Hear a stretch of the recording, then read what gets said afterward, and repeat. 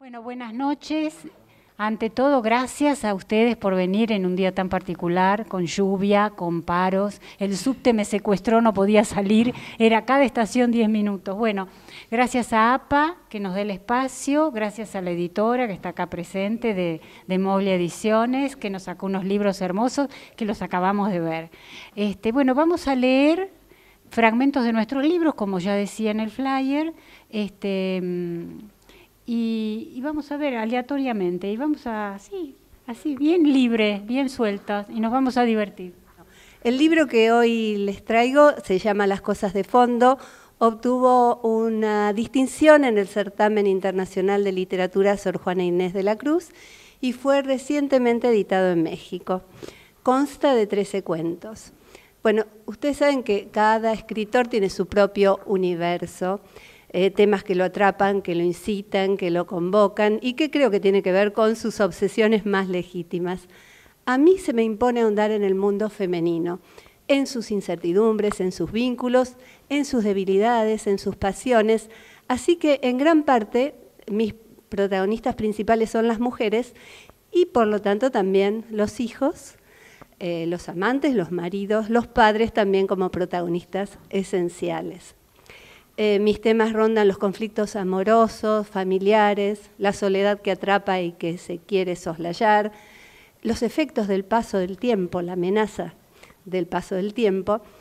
Y bueno, en realidad es lo cotidiano, cosas reconocibles, historias mínimas donde apunta mi ojo, fragmentos de la realidad que he recortado. Y lo que uno desea o espera es que se recorte abra de par en par al lector una puerta hacia una realidad más amplia. Creo que hay ciertos chispazos de humor, lo dice así en la contratapa, así es que debe ser cierto, que frente a un dolor descarnado, a veces esos chispazos ayudan, o por lo menos me ayudan a ver ciertas cosas que no hubiera podido enfrentar de ese modo. Mis escenarios son esencialmente urbanos, y bueno, como les dije, son 13 cuentos y hoy elegí leerles uno que se llama El Viejo. Las instrucciones de mamá, por una vez, cobraron un sentido diferente al de la impertinencia, la indiscreción o el desatino. Disimulaba su 1,50 m detrás del cuerpo de la enfermera de turno, evitando así que la viera mi padre a punto de ser llevado al quirófano. Mamá no estaba erguida, ¿o sí? Tal vez no podía erguirse más por eso de los años, pero aún así, pequeña y encogida, tenía una determinación que era innegable. Yo presenciaba la escena muy nerviosa, no tenía idea de con qué se saldría, qué bicho le había picado, cuál era la intención de mamá al abordar así a esa mujer, cortándole el paso de raíz. Después de todo, en esa pieza, ¿quién tendría más poder que la enfermera? Conocería los detalles de la intervención, los peligros a los que mi padre estaría expuesto, la calidad de vida que podría esperarle un hombre de más de 85 años una vez que le reemplazaran la cadera. Si mamá la ofendía, él podría ser ignorado, no le darían medicinas, no le prestarían atención, tal vez con unos pesos. De eso debía tratarse. Mamá iba a darle a la enfermera una propina para evitar una catástrofe. La enfermera no movió ni un músculo, no pudo. Había algo en la mirada de mamá, en las palabras susurradas, en el movimiento de las manos que dejaron al fin al descubierto algo que ciertamente no era plata. Era el pañuelo de mi padre blanco, las iniciales bordadas en el extremo derecho con un hilo plateado. Mi hermana, que había adivinado la intención, se acercó a mamá formando un frente, aliada incondicional, cómplice. Yo, como siempre, en ascuas. Por un momento me centré en mi mal humor, en el disgusto por sentirme desplazada. La distancia corta entre ellas dos, en cambio yo en la otra esquina de la pieza. Ese diagrama mostraba claramente nuestros vínculos. Dejé de lamentarme y me acerqué para escuchar las palabras, el murmullo enérgico, la instrucción que mamá le daba a la enfermera para dignificar al hombre a punto de ser operado. Usted le quita la dentadura en el momento justo, ni un minuto antes, por favor. El por favor hizo que la enfermera, bajando la guardia, distendiera los hombros e inclinara la cabeza. A él no le gusta que lo vean sin los dientes. Es muy coqueto, ¿sabe? Sáqueselos cuando estemos todos afuera de la pieza, justo cuando lo estén por llevar, cuando ya no tenga que dirigirle la palabra a nadie. Los envuelve con esto y me los da, dijo entregándole el pañuelo. La enfermera sintió, guardó el pañuelo, hizo un guiño cómplice. Creo que la figura pequeña de mamá fue de repente inmensa ante sus ojos. Es posible que nunca me hubiera animado a enfrentarlas de no haber visto más tarde la expresión de la enfermera que, a mi juicio, había terminado hartándose. Un encogerse de hombros, un movimiento de la mano como diciéndole a mamá y a mi hermana, están advertidas, yo me voy, hagan lo que quieran. Mi padre nuevamente en la pieza, acostado de espaldas, la cabeza pesándole a la almohada, los ojos cerrados, la boca hundida en la cavidad sin dientes. Una cavidad que mi hermana y mamá decidieron que había que llenar de inmediato sin que mediara el tiempo prudencial, corriendo el riesgo de que a causa de una respiración abrupta, él se ahogase. Le habían preguntado a la enfermera había dicho, mejor no. Ellas no hicieron caso. Mamá descubrió entre los pliegues del pañuelo la dentadura entera, una sonrisa inanimada, un algo sin sentido de no ser encajado donde debía encajarse. Sobre las encías de mi padre convaleciente, ajeno al destino de esas prótesis, quizás más interesado en no rechazar la otra que ahora reemplazaba su cadera. Una parte de mí se vio tentada a salir al pasillo, cerrar la puerta de la pieza y dejar que ellas hicieran de las suyas. Tratar de abrir la boca del hombre que dormía. Mantenerla abierta le supondría un problema, pero entre las dos, una forzaría hacia arriba, la otra mantendría la mandíbula baja. Después, una presión certera para llenar lo antes posible la cavidad hueca y completar al hombre. La pieza suelta no hacía más que provocar incomodidad, desasosiego. En cambio, con los dientes, mi padre daría la impresión de ser el de siempre, conciliador, mundano, elegante. Esa ilusión nos alejaría a todos de la muerte, a mamá, a mi hermana, a mí también. Por eso me vi tentada a dejarlas hacer, a que volvieran las cosas al lugar debido. Pero la enfermera había dicho, ahora no. Y ellas comenzaron a molestar al viejo. Le torcían la cara, tiraban para arriba y para abajo, interrumpían su sueño, le arrancaban un ronquido o un suspiro o un ruego. Vaya a saber qué era aquello que provenía de las entrañas de mi padre y que me hería mucho más que las encías desnudas. No pude tolerarlo. Me acerqué no para ayudarlas, sino para impedirles la tarea. Tironeé de la ropa de mi hermana, le llevé el brazo para atrás. Así no, por favor, se va a ahogar. ¿No se dan cuenta de que se va a ahogar? Ella se dio vuelta y me empujó. Mamá, con la dentadura en las manos, me atravesó con la mirada. ¿Qué pasa? No lo vamos a lastimar, no tengas miedo, lo hacemos por él. ¿No te das cuenta de que lo hacemos por él? Mira el aspecto que tiene, pobre viejo. Se moriría de vergüenza si lo vieran así, dijo mi hermana mirándome, como si yo fuera una insensible. ¿No lo conoces? Tan impecable, tan coqueto. Lo van a ahogar. Las agarré del brazo, las aparté un poco de la cama. No es el momento, la enfermera dijo que este no es el momento. Volví a sentir otro empujón. Amenazantes se plantaron interponiéndose más entre mi padre y yo. Nunca las vi tan parecidas, violentas, indignadas, formaban un frente irreductible. Andate, dijo por fin mi hermana mordiendo las palabras. Con tus miedos no vamos a llegar a ningún lado, déjate de joder y andate. Busqué en los ojos de mamá una luz compasiva, un atenuante, pero la ira los encendió más. Con la mano que sostenía los dientes, me señaló la entrada.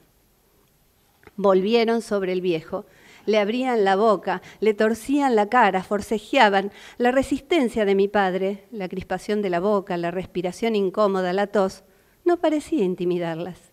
Finalmente lograron insertarle eso, que de una vez por todas le mejoró el aspecto. Agarraron los abrigos, las carteras y para reponerse fueron por un café oscuro y amargo, como solían tomarlo. No sé si sabían que yo estaba a unos pasos cerca de la ventana, escondida detrás de la cortina, retorciéndome las manos, atenta a los sonidos que provenían del cuerpo de mi padre, muy parecidos a una queja o a un lamento. Me acerqué a él, le vi el ceño fruncido, la boca tensa, el pecho hundido, reclamando por aire. No fue difícil. Después de todo, él siempre había estado de mi parte. Primero le pasé los dedos por la frente, después por los surcos de la cara, por el óvalo a esta altura imperfecto, por la boca de contornos algo desdibujados. Le separé suavemente los labios y de un momento a otro tuve la dentadura en las manos. Poco a poco se le iba aflojando el entrecejo. La respiración se iba volviendo calma. Muchas gracias.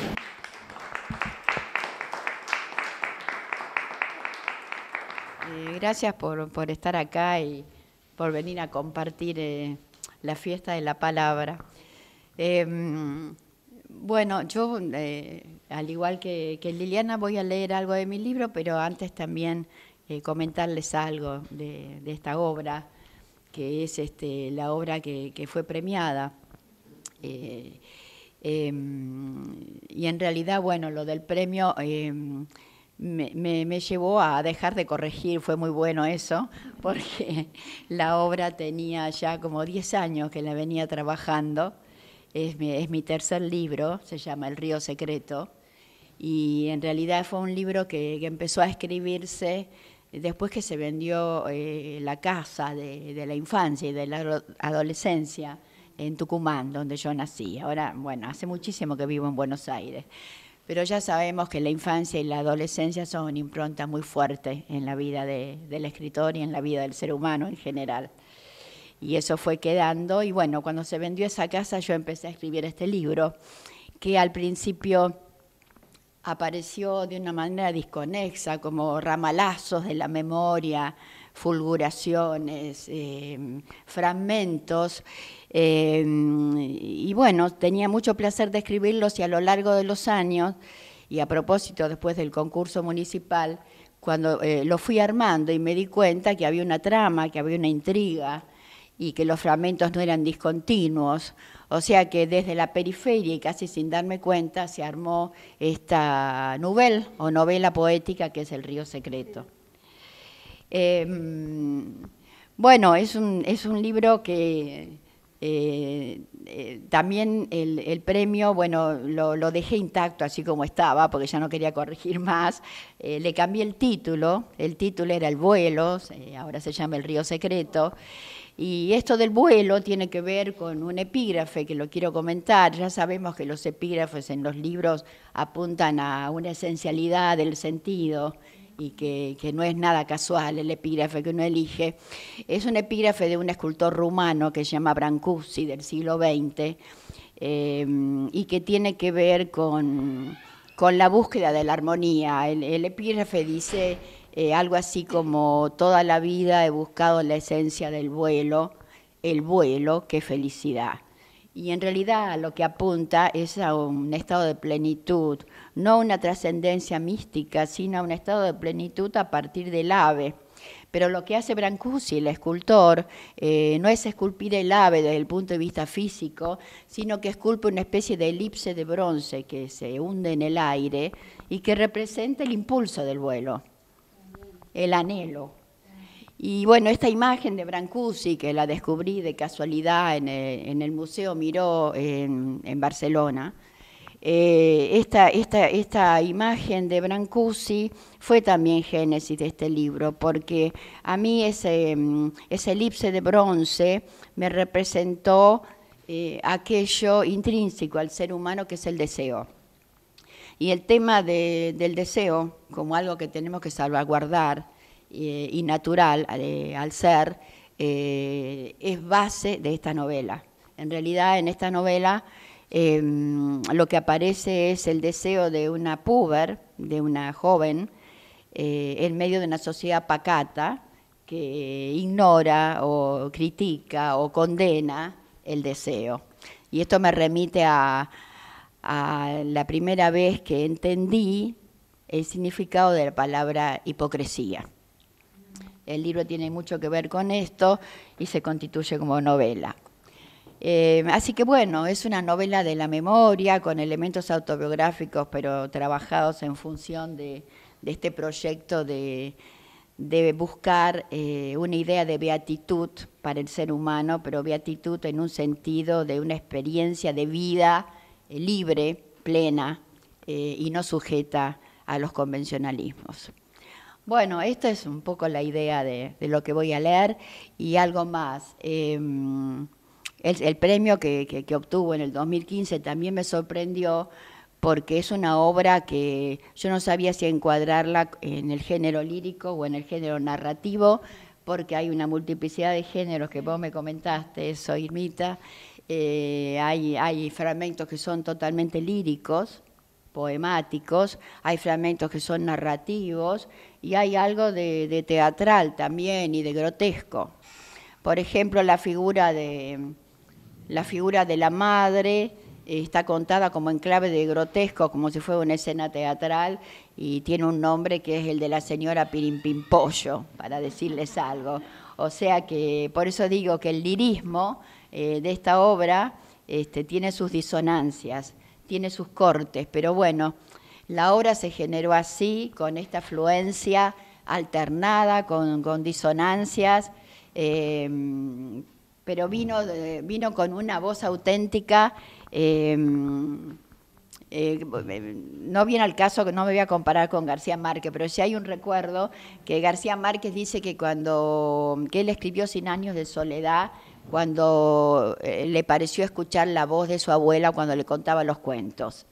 Como que no encontraba el tono para contar esa obra tan extraordinaria, y que cuando encontró el tono, cuando le pareció oír a su abuela. Bueno, a mí me pasó un poco como que yo escuché también una voz que me dictaba, ¿no? Y esa voz que me dictaba era quizás la de mi propia jovencita de la infancia, con esas modulaciones de la oralidad tucumana y con algunos monólogos interiores bastante desconexos que se van alternando con otros momentos de una dicción más objetiva y más distante.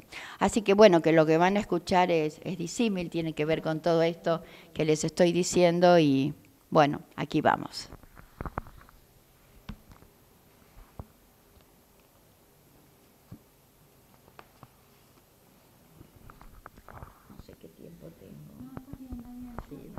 Voy alternando. Bueno, el agua empujó toda la noche. Yo la llamaba. Después entendí que era inútil nombrarla. Ella se llamaba a sí misma. Todo esto pensaba cuando observé que el río detrás de los ojos empezaba a secarse. Ahora no puedo bajar los párpados. ¿Qué es esto de estar vigilante todo el tiempo? Ayer vinieron sonidos apacibles y me dormí. Este lugar no lo voy a dejar nunca. Es la llegada de los panaderos del aire. La abuela dice que hay que pedir un deseo y soplar fuerte para que el deseo se cumpla. Ella pide. Ahí va. Se ha puesto una remerita de buclé a rayas celestes y está bien en la puerta de calle con el aire y los hombres que pasan en bicicleta y le dicen tantos piropos, que se ruboriza. ¿Qué importa si en el fondo de la casa la están buscando para secar los platos o guardar los cubiertos? Se está tan bien así, con esos sonsos que parece que se babean. Y ella, las puntas bien erguidas de los pezones. Mañana se pondrá la otra, la de Banlon blanco, que le marca más.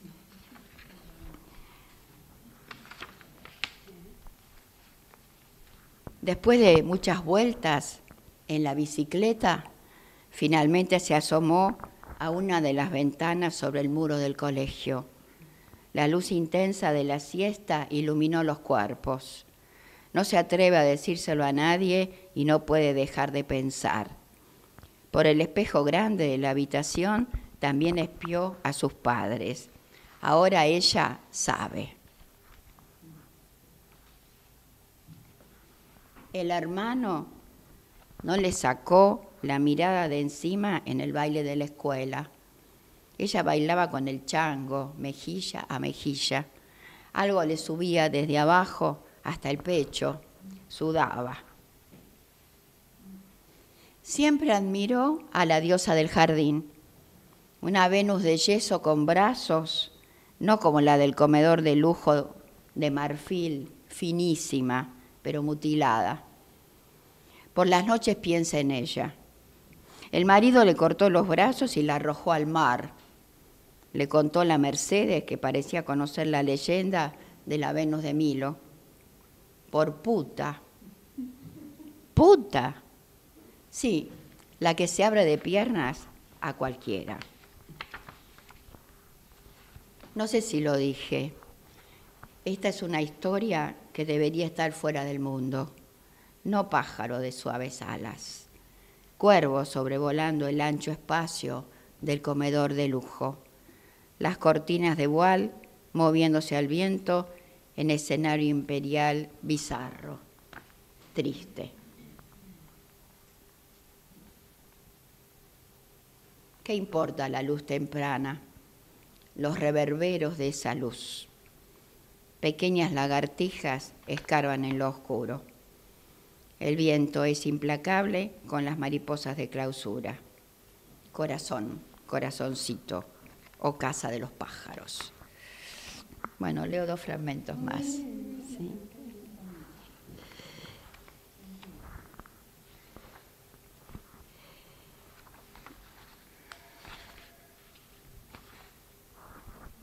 Ahí entra la señora Pirimpimpollo.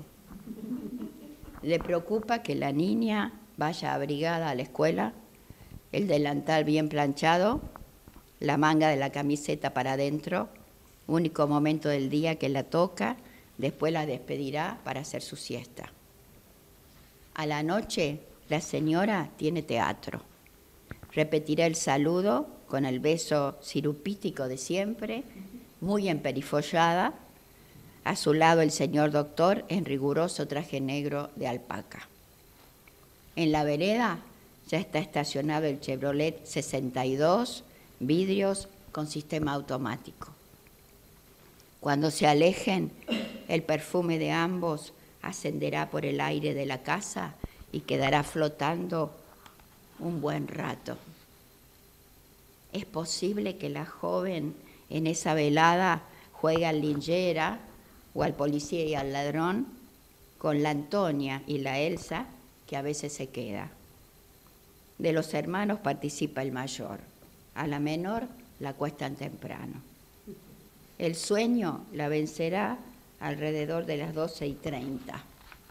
Será fácil dormir.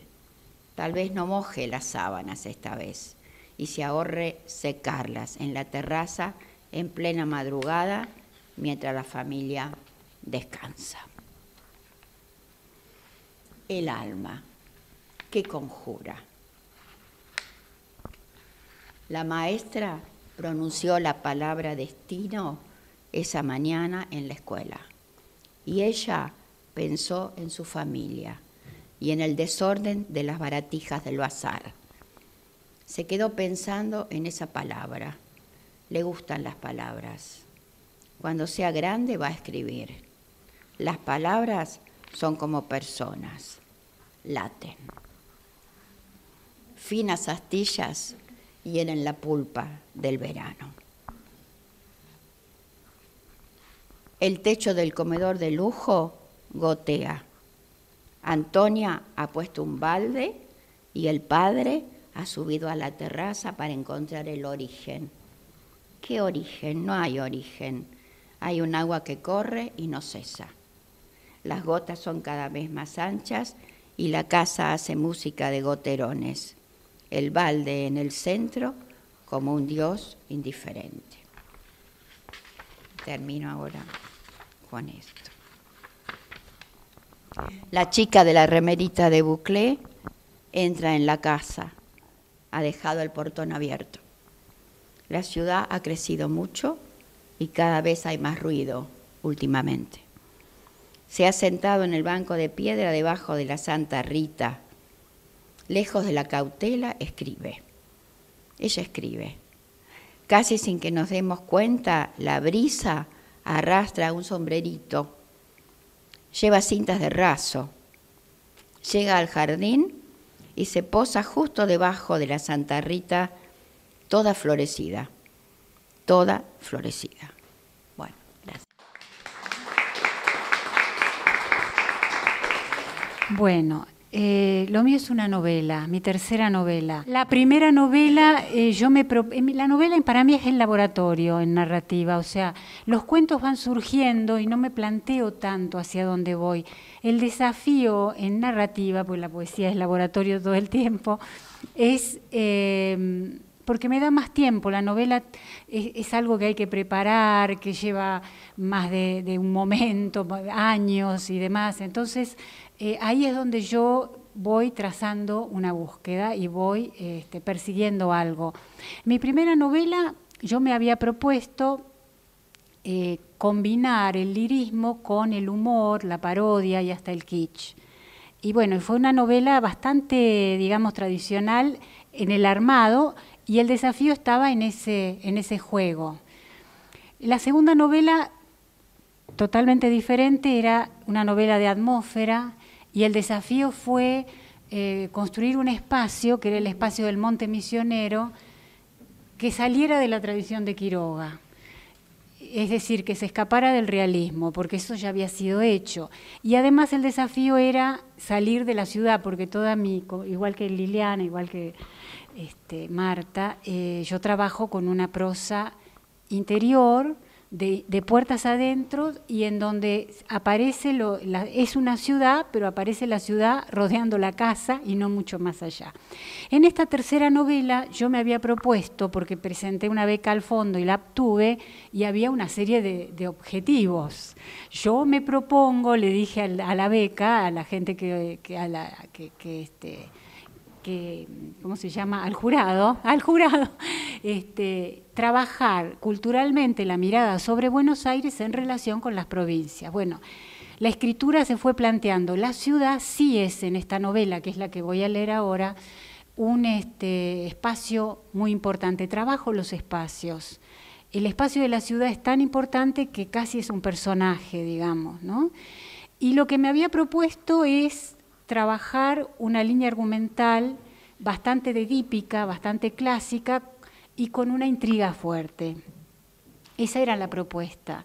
Después, la escritura que se mezcló con la vida fue llevándome hacia otros lugares, y dentro de la ciudad hay otros espacios que son también tan autónomos y tan omnívoros como la ciudad, como es el hospital, la clínica suburbana, la piecita, que termina uno de los personajes allí. Es decir, los espacios tienen una importancia fundamental. La novela transcurre en el verano de 1999, o sea, el último verano del siglo, de modo tal que no hay la situación técnica ahora, de electrónica. Aparecen, y hay un hecho que es importante, que es que no tiene teléfono la señora, que está en la ciudad encerrada. Entonces, eso ayuda muchísimo a la trama. Yo no sé si se acuerdan que en esos años, claro, no le funciona el teléfono. En esos años el teléfono, ¿se acuerdan que se descomponía? Bueno, y esto ayuda a la trama. Claro, la situación básica es que ella se iba a ir de vacaciones con una amiga, se pelea con esta amiga, la amiga se va de vacaciones y ella se queda en la ciudad. Y la ciudad se convierte en una especie de trampa, ¿no? Pero la intriga después sigue el circuito del viaje de la amiga, y ahí es donde aparece supuestamente el contraste con las provincias, pero está dado desde una ficcionalidad. En realidad es una ficción dentro de una ficción, pero para eso tienen que leer la novela. Yo voy a leerles párrafos que son más descriptivos, digamos, que hablan de la mirada sobre la ciudad y el espacio del hospital, un pedacito, porque si leyera relatos más narrativos, que son la secuencia de mayor intriga, no hay ninguno que tenga una unidad como para que la puedan captar, ¿no es cierto? Así que bueno, no digo más nada, voy a leer y listo. Pero bueno, espero que esto tenga sentido en sí mismo y que tenga un valor textual, porque es difícil condensar en una lectura de 15 minutos el contenido de una novela, como comprenderán. La ciudad brilla, brilla la calle por donde camino, hacia atrás, hacia adelante. Avanzo sobre una profundidad que reluce. La avenida refleja en su pavimento los larguísimos caños del alumbrado público. Parece oírse únicamente el sonido de la lluvia que cae o el sonido que la lluvia produce sobre lo que está en este mundo, que se deja golpear por esa lluvia obstinada, extenuante. Sin embargo, se oye también otro sonido, el de los coches que pasan sobre la lluvia caída en el pavimento. Es un sonido chispeante. Arriba, detrás de los edificios, hay un revoltijo de humo. Desde aquí se percibe incandescente, pero todo está mojado, todo. La gente se acurruca, hunda ese mentón en el pecho, se mueve con cautela, se cubre la cabeza, tiembla, y lo hace solo para defenderse de un fenómeno tan inocente como el agua. De un instante a otro, el halo rojizo del semáforo tiñe una zona de la ciudad, de la lluvia. Y yo pienso en el calor tibio y no sofocante, no el del verano, sino en ese que se sueña durante los inviernos. La lluvia y el semáforo se atraen y se rechazan entre sí. Nadie pasa por esa esquina. Los coches vienen desde aquí y se van por allá. Lejos se acurruca la gente y se pierde en la transparencia intensa de la lluvia, que sigue y sigue cayendo, como si esta ciudad fuese su lugar, su sitio de nacimiento. El aire es nuevo a cada rato, las paredes transpiran. Hay otro ruido aún, bajo mis pies, el de las alcantarillas que producen ecos de una lluvia que se mezcla con la ciudad hasta confundirnos. La lluvia nos trae el recuerdo de un momento muy alto en la historia del mundo. Todo sucede ya, ahora y para siempre. Todo es inminente, todo transcurre en un presente perpetuo. Quizá por eso la gente se acurruca, se defiende o se esconde. La lluvia no tiene porvenir ni recuerdo. La lluvia es exactamente igual a la ciudad. Es nueva cada instante, es agotadora, es ciudad 1000 veces y 1000 veces más. Ahora voy a leer este pedazo. Se enferma la gente en esta novela, entonces la chica va acompañando a los enfermos en distintos lugares. La descripción del hospital es una descripción bastante kafkiana. El hospital empieza a tener características un tanto extrañas y el espacio demuestra una especie de dominio sobre las personas, ¿no? Lo mismo que la ciudad, que tiene como leyes propias que invaden la vida de las personas. Permanecer en el hospital me dio un gran alivio para los médicos, las enfermeras y también para los pacientes. Nosotros, los que estábamos allí cuidando a parientes o amigos, éramos personas sin identidad. Apenas teníamos un rostro, un nombre. Nos parecíamos de un modo indiferenciado, especialmente cuando empezaban a transcurrir los días. Se nos iban lavando las facciones, apagando los ojos, y la piel adquiría el mismo color bajo el halo de las luces artificiales. De esta manera mi persona se desdibujaba frente a la repetición y el peso del anonimato. No ser vista ni reconocida me hacía invulnerable. Ya no era la profesora recubierta de apodos y de mañas. Tal vez esto se debía a que los cuerpos de los enfermos tenían una contundencia tal que opacaban hasta las cosas más prominentes que los rodeaban. Eso explica que se hablara sin descanso de esos cuerpos y de cómo en su proceso de deterioro habían llegado a ser lo que eran. También, después de hablar tanto de lo mismo, quizá intentando escapar de la rotundez de aquellas conversaciones, se hablaba de cuestiones muy lejanas a esos cuerpos. Así, por un brevísimo lapso, la vida se volvía deliciosa. En realidad, lo que volvía deliciosa la vida no era esa huida a tontas y a locas, sino el viraje, el deslizamiento veloz que centraba el tema de conversación en un polo exactamente opuesto a la tragedia de esos cuerpos, que amenazaban con convertirse cada vez menos en un cuerpo en un sentido cabal. Resultaba interesante observar de qué manera las palabras pronunciadas en aquella sala vecina al pasillo modificaban los recuerdos, la evidencia de los hechos y a veces hasta la percepción de los olores. De más está decir que los olores tenían una importancia fundamental. Adquirían una visibilidad auténtica y duradera, y hasta se diría que les daban a los cuerpos una real envergadura, por el simple hecho de inscribirlos en un recuerdo muy poderoso. Claro que los silencios adquirían el mismo valor que las palabras, y entre ambos se balanceaban de un modo insustancial los días lisos y llanos. Las palabras debían aparecer para que el silencio tuviera cabida, pero sin el silencio las palabras se gastaban, perdían su resonancia, atenuando la visibilidad de los cuerpos. Qué mundo tan quieto y tan perdurable el del hospital.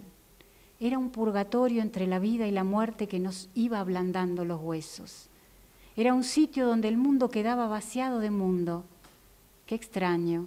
El mundo entero era solo la ciudad adormecida por el verano. A veces, el simple hecho de estar allí lo dulcificaba todo, porque la vida de afuera, esa que se adivinaba o apenas venía a la memoria, perdía trascendencia. Una cambiaba la moneda de la vida por una de mayor valor y la guardaba en el bolsillo del debe o del haber. Sorprendía descubrir que los cuerpos enfermos hubieran logrado un prodigio que ni las religiones ni la filosofía habían sido capaces de alcanzar en época alguna. Como en el hospital, el tiempo se desarrollaba fuera del tiempo, nos encontrábamos sumergidos en una dimensión homogénea y impersonal, una franja de duración que hasta casi se parecía a la de las computadoras, aunque con menos perfección. Claro que por lo común, lo imprevisto resultaba fatal. Estábamos allí esperando que los médicos lograran imponer su voluntad sobre la vida, torcer el trayecto que ese cuerpo había comenzado a transitar hacia el lugar indebido. Antes de lo imaginado, la espera se convertía en un sitio habitable, al que finalmente terminábamos acostumbrándonos, con cierto gusto y hasta con un poco de fascinación. Bueno, y ahora cierro con otra mirada sobre la ciudad. Estamos bien. Revolviendo entre objetos guardados y papeles viejos, encontré esas fotos en las que aparecían rostros de los que no tenía la menor idea de quiénes eran. Colegas, gente de trabajo, ocasionales compañeros de excursiones o viajes cortos, vaya uno a saber. También encontré agendas de años anteriores donde nombres ignorados, números de teléfono y direcciones desconocidas me estrujaron el cerebro. Tan fácil resultaba olvidar. Vidas enteras se habían cruzado con la mía sin dejar huellas. La mía entonces había pasado al ras sobre la línea de otras vidas con la misma intrascendencia.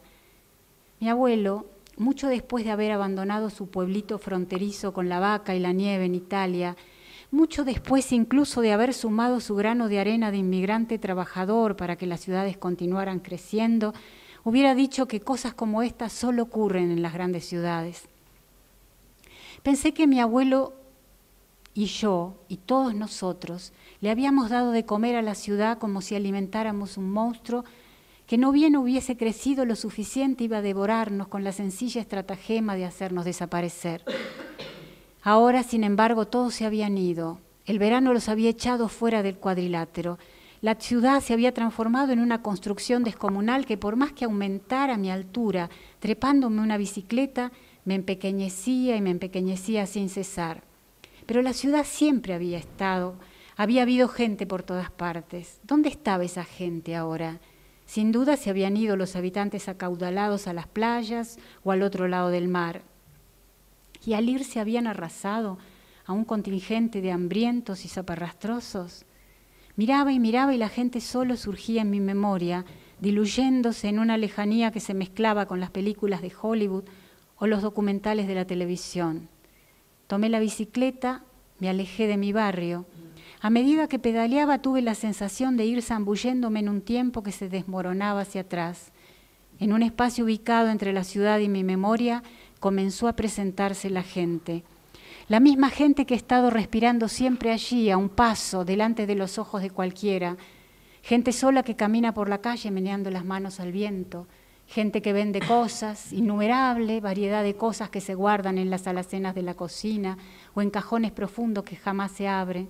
Gente que grita, gente que pide que la escucha, gente que busca con los ojos lo que tal vez no exista en ninguna parte, gente que quiere que pensemos en Dios o en el SIDA, gente que alza sus brazos en un colectivo o en una esquina para mostrar las recetas de los medicamentos que no puede comprar, gente que empuja a sus hijos hacia el filo de las alcantarillas, gente que trabaja, gente que reza en la entrada de los bancos, gente con hongos en los pies y callos en el alma, gente que tiene hambre, gente borracha o drogada que duerme bajo los puentes o en un banco de plaza, gente que camina, que piensa en voz alta, gente que espera que otra gente le mejore la vida, gente sentada delante de sus casas en una sillita baja, gente desvanecida por dentro y acicalada por fuera, gente que anda en coche, gente que mira y mira, gente que aprieta ansiosa los botones de su teléfono celular, gente que corre en zapatillas blancas entre la marejada de coches y el cordón de la vereda, gente que llora, gente que grita, gente que pasa desapercibida, gente que viaja en subte, gente que habla sola en la mitad de la calle, gente que se enamora, gente que compra billetes de lotería, gente gorda cubierta de trapos negros, gente que rumorea balsecitos o silba tangos o chacareras o chamamés, gente que va de un lado a otro, gente que cree que mañana llegará el Armagedón, gente que va al supermercado con una bolsa de nylon, gente que se suicida. Un tráfico de gente sobre el deslizante panorama de la ciudad que recuerdo, que imagino, que transito mientras hago equilibrio, pedaleando para que giren las ruedas de mi bicicleta.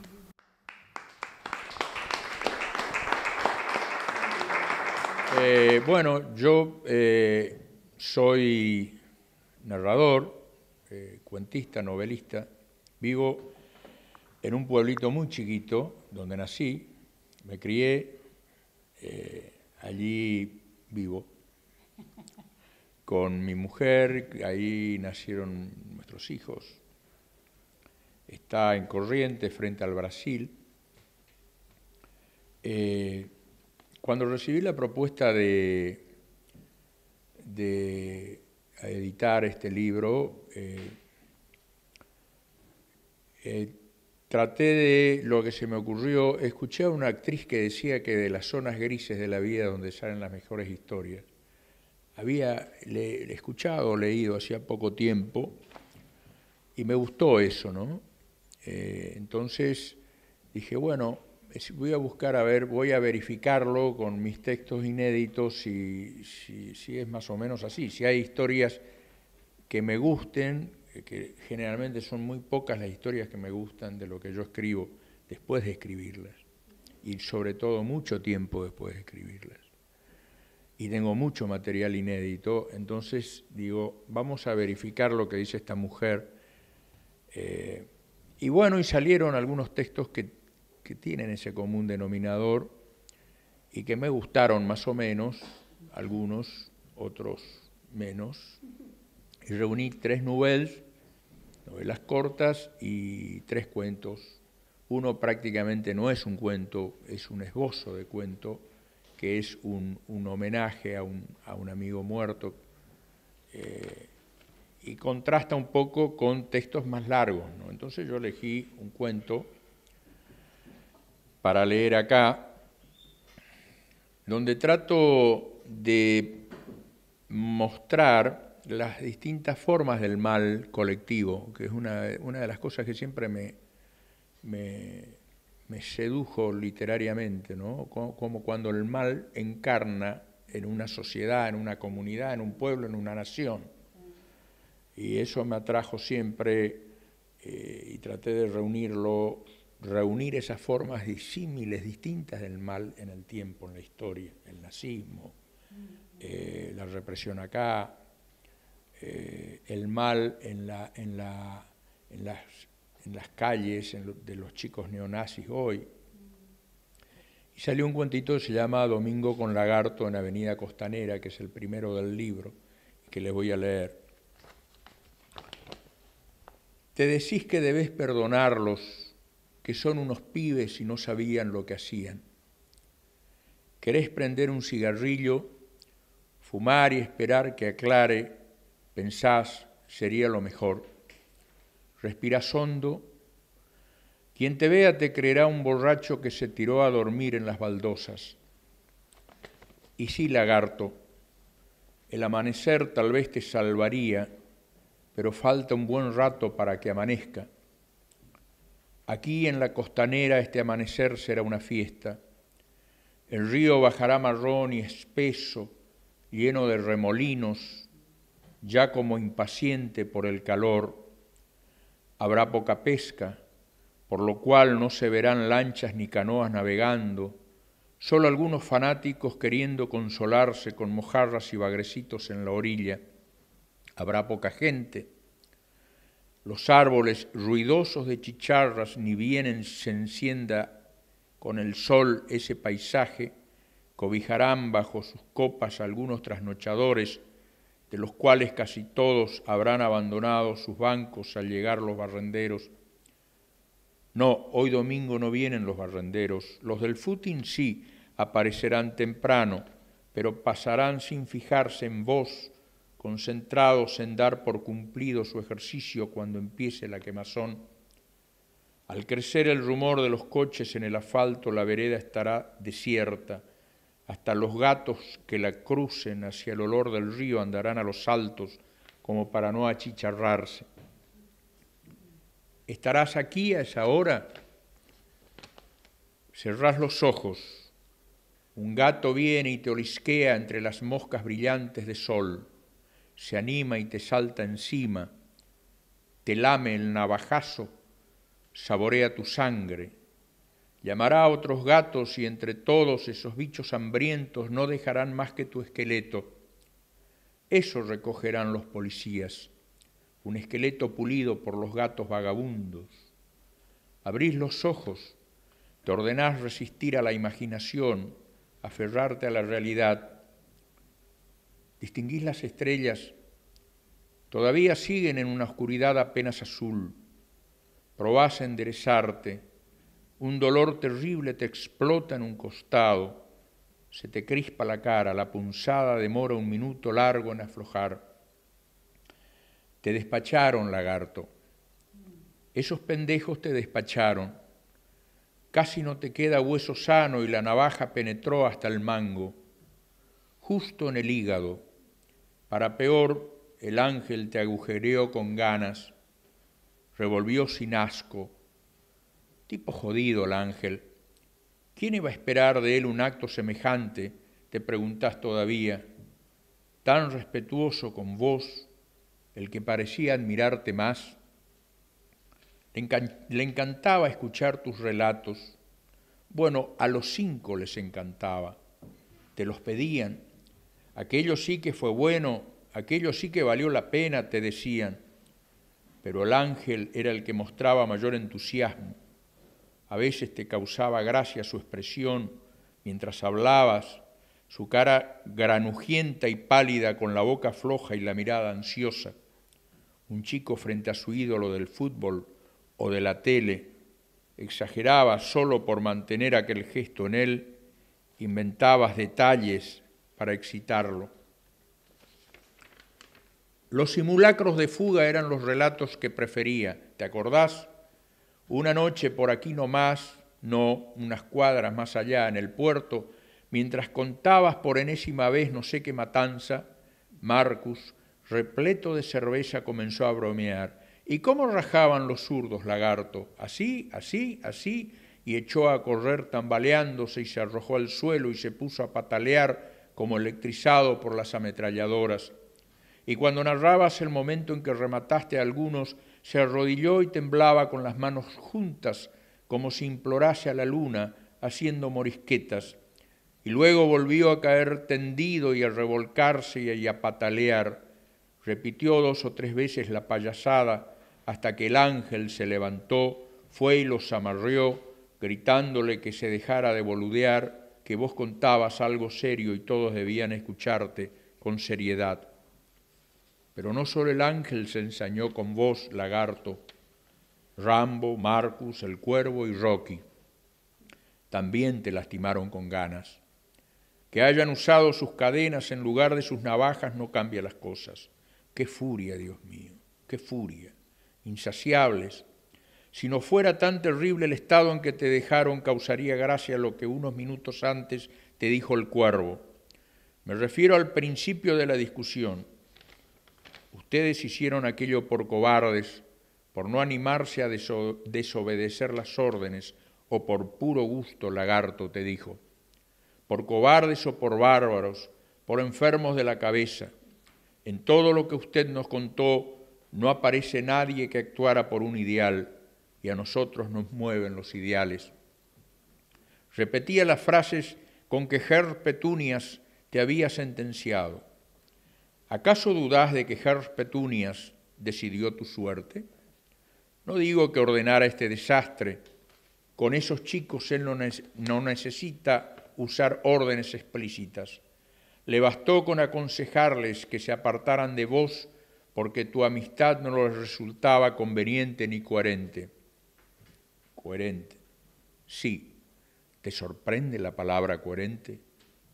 ¿No oíste lo que te decían mientras te pegaban? Negro, negro de mierda, te decían. ¿A cuántos tipos decentes habrás reventado, negro hijo de puta? Te gritó Rocky. Tipos decentes, blancos como ellos, gente bien. El color de tu piel te jugó en contra más que ningún otro argumento del viejo, aguijón poderoso para activar el fanatismo en los chicos. De nuevo cerrás los ojos. Tu mente te habrá llevado al invernadero de Herr Petunias. Seguramente tus amiguitos fueron allá para informar al viejo, como cada noche que tienen novedades importantes. No transcurrirá una hora y Herr Petunias llegará a su invernadero, tal como lo hace cada mañana muy temprano para cuidar en persona sus plantas predilectas. Ves la multitud de plantas florecidas en la luz opaca y lechosa, ves al florista escucharlos con atención, un cuadro raro, las cabezas rapadas entre las flores en torno al anciano flaco de mameluco. La misma escena que viste cuando acompañaste a los muchachos porque sentías curiosidad por el hombre al que ellos consideraban su maestro. Ahora comprendés que probablemente tu desgracia se originó aquella mañana, pues sin duda tu intromisión molestó a Herr Petunias. Lógico, pensaste, cuando el viejo respondió a tu saludo con un gesto hosco, sin estrechar tu mano, le disgustó sentirse reconocido. Lógico que Herr Petunias haya desempeñado un papel determinante de lo que te sucedió esta noche, pensarás conmigo ahora. Y eso, lagarto, que no sabés completamente quién es Herr Petunias. No, mucho más que ese ciudadano respetable, amante de las flores y dueño de 2 grandes florerías, cuya chochera, según suponés, lo convirtió en mentor de un grupo de adolescentes neonazis que lo llaman Herr Petunias y maestro. ¿Qué pensarías si te dijera que Herr Petunias esconde en su casa varias insignias de oficial de las SS? ¿No me crees? ¡Ay, lagarto! Tantas cosas ignorás, pero tantas. Movés una mano, querés hablarme, tranquilo. No te va a salir una palabra, ya estás del otro lado. No intentes lo imposible. Mejor oíme quieto, podría ayudarte a durar un poco más. ¿Dónde habíamos quedado? Ah, sí, en Herr Petunias. Bueno, y no me extrañaría que ese viejo anduviese cerca cuando los chicos te encajaron la paliza. Tampoco me extrañaría que haya presenciado alguna de sus, digamos, travesuras en las que participaste. El asalto a aquellos mendigos en aquel baldío, por ejemplo, o lo que hicieron con aquella prostituta en un galpón ferroviario. Herr Petunias recelaba de vos, comprobaba cómo, mediante los excesos del disfrute, multiplicaba la admiración en los muchachos y ponías en peligro su control. ¿Pero qué ibas a figurarte los riesgos a que te exponías? En los últimos tiempos no te dabas cuenta de nada, lagarto, ocupado solo en alimentar tu rencor y en recordar y recordar tus servicios prestados a la dictadura hasta caer en una desesperación cada vez más resistente a las borracheras. Desde luego que no hablo de tu conciencia.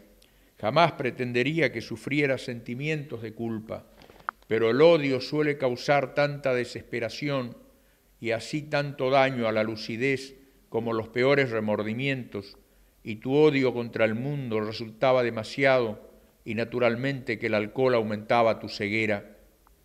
Por el contrario, te sentías feliz con ellos, rescatado de tu caída por una especie de milagro. Esos pendejos, su compañía, su admiración hacia vos, te devolvían lo que el mundo te había quitado, junto con el uniforme de gendarme y el terror ajeno, a cambio de la mensualidad de un retiro humillante. Lagarto, el legendario Lagarto, apodo que era pronunciado con estremecimientos hasta por tus superiores de la gendarmería, renacía en vos, por fin justipreciado, intacta su autoestima, y lo fortalecías alimentando con tus relatos esa admiración en tus jóvenes amigos. ¿Cuántas horas empleaste en narrar tus truculentas historias a esos chicos para reforzar tu pedestal en los recovecos de esta avenida, en cualquier rincón de la ciudad que dormía? Ellos deseaban conocerlo todo, preguntaban todo, satisfacía su curiosidad con creces. En tus asesinatos, torturas y violaciones descubrías pormenores insospechados, particularidades irrepetibles, como quien bruñe un diamante y descubre sus más emocionantes destellos. Volvés a tensarte. Calma, calma, es la sirena de un barco que pasa, una buena música para entrar en tu muerte, ¿no te parece?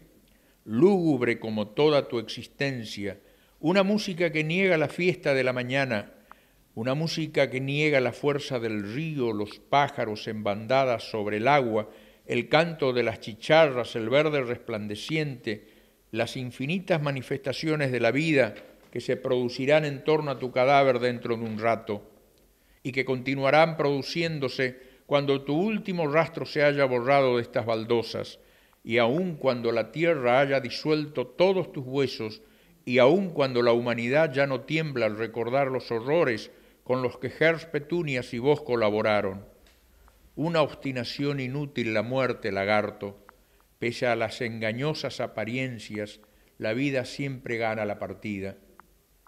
Ahora sí, la noche retrocede, las estrellas ya ralean.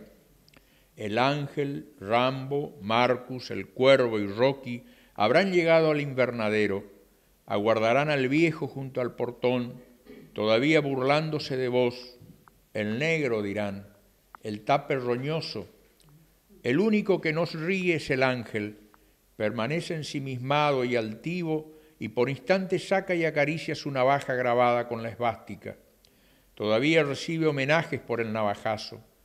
Por lo menos hasta mañana por la noche reinará en el grupo con una suprema jerarquía moral, una autoridad que los otros se esmerarán por superar a expensas de sus nuevas víctimas. Más tarde, en su casa, demorará en dormirse, intensificará su exaltación oyendo rock pesado a través de sus auriculares por no despertar a sus padres que los domingos se levantan con el tiempo justo para ir a la misa de 10. Pero vamos de una vez, Lagarto. La claridad avanza con rapidez. Vamos. Sí, yo también voy. Vine para acompañarte hasta allá. Claro, no conseguirás recordar quién soy. Nunca oíste mi nombre. Mi cara vive en tu memoria mezclada con todas las caras del dolor que provocaste. Digamos que soy uno más de tu cuenta y que estoy acá para llevarte al lugar exacto.